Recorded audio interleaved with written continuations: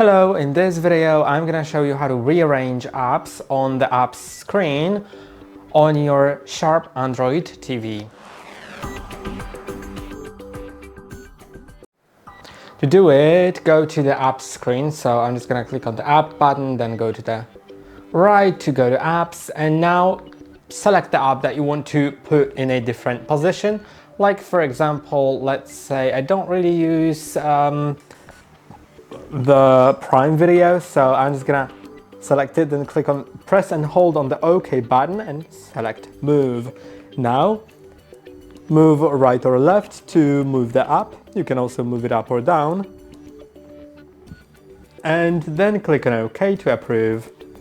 Now let's say I use Apple TV a lot, so I can, after I approved the change for Prime Video, I can just go to Apple TV, click on OK, now move it somewhere, and click on OK to approve. Once you're done with everything, click on back. I hope that this video was helpful. Don't forget to like and subscribe, and see you in the next one.